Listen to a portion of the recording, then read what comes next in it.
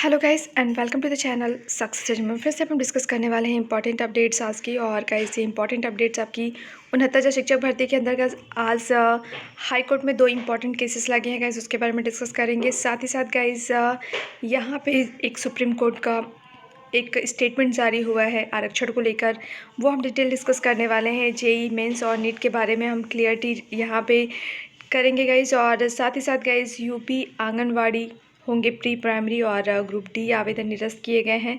साथ ही साथ guys UP SSC को लेकर एक डिटेल है, वो डिस्कस करने वाले हैं। सो गाइस चैनल को पहली बार विजिट कर रहे हो तो चैनल को सब्सक्राइब करिएगा, बेल आइकन को प्रेस करिएगा ताकि लेटेस्ट वीडियोस की नोटिफिकेशन आप तक पहुंच सके। गाइस यहाँ पे 69 शिक्षक भर्ती को लेकर आपके सामने काफ़ी अहम दिन है आज। और इसका कारण ये है कि गाइस हाई कोर्ट के अंतर्गत आज 2 बहुत ही इंपॉर्टेंट केसेस की हियरिंग है, जिसमें आपका एक आंसर की का मुद्दा और दूसरा आपका है MRC का मुद्दा। आंसर की का मुद्दा गाइस ये वही आंसर की का मुद्दा जो कि आपकी काउंसलिंग के दिन आपकी पूरी भर्ती प्रक्रिया पे स्टे लगा दिया था, वही मुद्दा आज आपका कोर्ट के अंतर्गत है लखनऊ बेंच के अंतर्गत। तो गाइस MRC का मुद्दा और ये दोनों ही बहुत अहम है। और इसको लेकर गाइस कोर्ट नंबर 1 में हियरिंग होने वाली है, जैसा कि कल हमने डिस्कस भी किया था। जस्टिस पंकज कुमार जायसवाल जी और जस्टिस दिनेश कुमार सिंह की बेंच में ये है गाइस। और आपका केस जो है वो 18 नंबर पे लिस्टेड हुआ है 154/2020। तो गाइस यहाँ पे ये जो आपका आंसर की का मुद्दा है काफ़ी अहम रहने वाला है कि कोर्ट से क्या फ़ैसला दिया जाता है, क्योंकि गाइस अगर कुछ क्वेश्चंस पे अगर मार्क्स बढ़ते हैं तो यहाँ पे स्थितियाँ थोड़ी सी अलग देखने को मिलेंगी। हालांकि यहाँ पे गाइस सीधे से ये क्लियर किया गया था, पिछली हियरिंग में भी डबल बेंच के अंतर्गत ही था, जिसमें ये क्लियर किया गया था कि अगर क्वेश्चंस में कुछ नंबर बढ़ते हैं तो उसका लाभ ये जो एग्ज़ामिनेशन कंडक्ट कराती है अथॉरिटी उसको मिलेगा, अभ्यर्थियों को नहीं। तो गाइस देखने वाली बात रहेगी कि आज कोर्ट रूम के अंतर्गत क्या डिस्कशन होता है और फाइनली आउटकम क्या निकलता है आंसर की को लेकर। वहीं गाइस एक दूसरा केस आपका लगा हुआ है MRC मुद्दे पे, और ये 26 नंबर पे लगा हुआ है गाइस। और ये लोहा सिंह पटेल की जो आपकी याचिका थी वही याचिका है गाइस। और ये भी काफ़ी अहम मुद्दा है, इसमें सरकार से काउंटर मांगा गया था लेकिन अभी सरकार ने काउंटर नहीं दिया है और उसी को लेकर ये अपडेट आपके सामने है। सो गाइस दोनों लखनऊ बेंच के अंतर्गत ही केसेस लगे हुए हैं आपके 69 शिक्षक भर्ती के लिए। जो भी अपडेट्स आती हैं आपको डिटेल्स प्रोवाइड की जाएंगी। वहीं गाइस 69 शिक्षक भर्ती के अंतर्गत सुप्रीम कोर्ट के ऑर्डर की बात है तो सोशल मीडिया पे बहुत ही ज़्यादा कयास लगाए जा रहे हैं कि 1 सितंबर को ये आपका ऑर्डर डिलीवर कर दिया जाएगा। लेकिन गाइस अभी कोई भी क्लियरिटी नहीं है कि आपका ऑर्डर किस दिन डिलीवर होगा, क्योंकि गाइस अभी क्लियरिटी बिल्कुल नहीं है कि आपके 69 शिक्षक भर्ती के अंतर्गत जो आपका सुप्रीम कोर्ट का ऑर्डर है वो किस दिन डिलीवर किया जाएगा।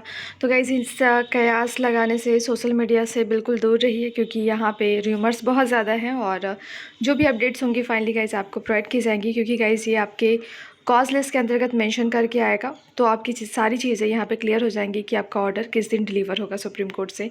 तो गाइस जो भी अपडेट्स होती हैं आपको प्रोवाइड की जाएंगे। वही गाइस जेई मेंस और नीट के एग्ज़ाम को लेकर गाइस यहाँ पे बिल्कुल से सरकार तैयार है। और यहाँ पे आपके शिक्षा मंत्री का सीधे से कहना है, जो कि आपके शिक्षा मंत्री रमेश पोखरियाल निशंक हैं, परीक्षा कंडक्ट कराने के लिए अथॉरिटी बिल्कुल तैयार है और एग्ज़ामिनेशन कंडक्ट करा लिए जाएंगे। तो गाइस यहाँ पे स्थितियाँ बन रही हैं कि एग्ज़ामिनेशन कंडक्ट हो जाएंगे। दूसरी तरफ राज्यों की तरफ से भी सवाल उठाए गए हैं कि नीट का एग्ज़ाम और जेई मेंस का एग्ज़ाम टाल दिया जाए। तो गाइस जो भी अपडेट्स होंगी आपको प्रोवाइड की जाएंगी। अभी स्थितियाँ ऐसी बन रही हैं कि एग्ज़ामिनेशन अपने टाइम पे कंडक्ट हो भी सकता है और नहीं भी। तो गाइस यहाँ पे एक तरफ सरकार तैयार है एग्ज़ामिनेशन कंडक्ट कराने को लेकर, और दूसरी तरफ राज्य और स्टूडेंट और उनके अभिभावक ये मांग कर रहे हैं कि एग्ज़ाम अभी फिर कुछ समय के लिए पोस्टपोन किया जाए। उसको लेकर ही गाइस यहाँ पे डिटेल्स आपके सामने दी गई है। सरकार की तरफ से अपना जो स्टैंड है वो क्लियर किया गया है, जो कि आपके शिक्षा मंत्री हैं वो उन्होंने बताया है। परीक्षा अब टली तो छात्रों का खराब हो जाएगा 1 साल, और शिक्षा सचिव ने राज्यों को चिट्ठी लिख सहयोग करने को कहा है। तो इस तरह से सरकार अपना पक्ष रख रही है कि यहाँ पे स्टूडेंट्स के भविष्य का सवाल है, साल बर्बाद नहीं होना चाहिए। वहीं गाइस यूपी SSC को लेकर न्यूज़ है। यहाँ पे सचिव परीक्षा नियंत्रक को अवमानना नोटिस जारी किया गया है। इलाहाबाद हाईकोर्ट ने अवमानना के एक मामले में उत्तर प्रदेश अधीनस्थ सेवा चयन आयोग के सचिव आशुतोष मोहन अग्निहोत्री एवं परीक्षा नियंत्रक विपिन कुमार मिश्र को नोटिस जारी किया है। साथ ही अगली सुनवाई के लिए याचियों को 4 सप्ताह बाद पेश करने का निर्देश दिया है। और गाइस यह आदेश न्यायमूर्ति जयंत बनर्जी ने अनुराग शुक्ल को की याचिका पर अधिवक्ता प्रेम प्रकाश को सुनकर दिया है। याचिका का कहना है कि कोर्ट ने ग्राम विकास अधिकारी अर्थात वीडियो 2016 में चयन प्रक्रिया पूरी होने के बाद खाली रह गए पदों को कट ऑफ मेरिट के नीचे अभ्यर्थियों से भरने का निर्देश दिया है। इस आदेश की अवहेलना करने पर यह अवमानना याचिका दाखिल की गई है। तो गाइज़ ये वीडियो से रिलेटेड वीडियो एग्ज़ाम जो 2016 का था उससे रिलेटेड ये है, जिसमें कि कोर्ट ने अवमानना नोटिस जारी किया है।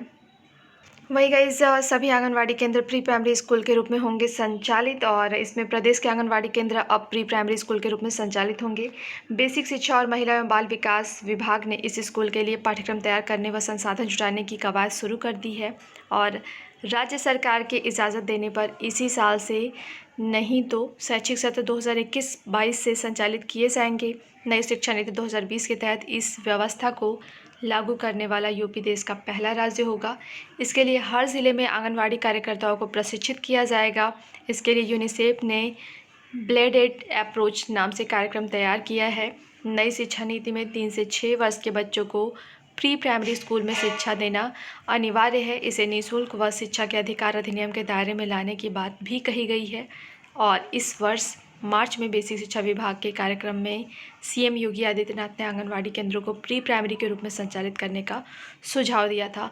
तो गाइस यहाँ पे यूनिसेफ हेल्प कर रही है। ब्लेडेड अप्रोच नाम से कार्यक्रम तैयार किया गया है, और अभी नहीं तो 2021-22 से संचालित हो जाएगा, और यहाँ पे आंगनवाड़ी केंद्रों को यहाँ पे प्री प्राइमरी में कन्वर्ट किया जाएगा। तो गाइस ये थी आपकी प्री प्राइमरी से रिलेटेड अपडेट, जो कि पिछले साल से हम डिस्कस करते हुए आ रहे हैं कि बहुत जल्दी प्री प्राइमरी का कॉन्सेप्ट यूपी में लागू होने वाला है, जिससे प्रदेश के अंतर्गत 3 से 6 वर्ष के बच्चे लाभान्वित होंगे।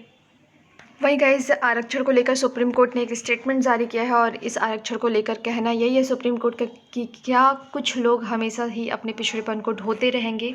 इसमें गाइस ये कहना इसलिए है क्योंकि आरक्षण का लाभ कुछ वंचित वर्गों को कभी भी नहीं मिल पाता, और कुछ लोग आरक्षण का लाभ बार बार लेते हैं। इसी को लेकर स्टेटमेंट दिया गया है। आरक्षण में उपवर्ग तय करने का अधिकार इसमें राज्य सरकार को सुप्रीम कोर्ट के द्वारा दिया गया है। गाइस यहाँ पे ये टिप्पणी इसलिए की गई है क्योंकि गाइस यहाँ पे कहा गया है कि सच्चाई यह है कि कई जातियाँ अब भी वही हैं जहाँ पे पहले थीं। ऐसे लोगों की किस्मत में ही लिखा है कि वे अनंत काल तक पिछड़ेपन को ढोते रहें। जस्टिस अरुण मिश्रा की अध्यक्षता वाली 5 सदस्यीय संविधान पीठ ने कहा, निचले स्तर तक आरक्षण का लाभ पहुंचाने के इरादे से राज्य अनुसूचित जाति, अनुसूचित जनजाति और सामाजिक व आर्थिक रूप से पिछड़े वर्ग के भीतर भी उपवर्ग बना सकते हैं। कोर्ट ने ऐसे ही मामले में जुड़े अपने 2004 के एक फैसले पर असहमति जताते हुए उसे पुनर्विचार के लिए बड़ी पीठ के पास भेज दिया। पीठ ने कहा, हम संविधान के सामाजिक परिवर्तन के लक्ष्य को समाज में हो रहे बदलाव पर विचार किए बगैर प्राप्त नहीं कर सकेंगे और कर सकते। राज्य सरकार को आरक्षण देने की शक्ति दी गई है, उसे समान रूप से उसे वितरित करने का भी अधिकार है। पीठ ने 2004 के संविधान पीठ के उस फैसले से असहमति जताई जिसमें अनुसूचित जाति के भीतर उपजातियों को तरजीह देने को गलत ठहराया गया था। तो गाइस अब यहाँ पे अब ये जो कॉन्सेप्ट है इसमें ढील दी जाएगी, क्योंकि 2004 के अपने ही फैसले को सुप्रीम कोर्ट अब पुनर्विचार के लिए बड़ी पीठ को सौंप चुका है। और यहाँ पे कुछ आपके लिए काफ़ी अच्छी अपडेट आने को है, क्योंकि अनुसूचित जाति के भीतर उपजातियों के कॉन्सेप्ट को पहले सुप्रीम कोर्ट ने 2004 के ऑर्डर में गलत ठहराया था, और अभी इसके बारे में फिर से विचार किया जा रहा है। तो गाइस बदलते परिवर्तन के इस दौर में कहीं ना कहीं पुनर्विचार बहुत ज़रूरी भी था, और अब ये देखने को मिलेगा, क्योंकि कुछ लोग ऐसे हैं जिनको बार बार लाभ मिलता है और कुछ लोग ऐसे हैं जो कि वंचित कंटिन्यू बने हुए हैं। तो गाइस ये था आपका सुप्रीम कोर्ट से आरक्षण को लेकर एक स्टेटमेंट।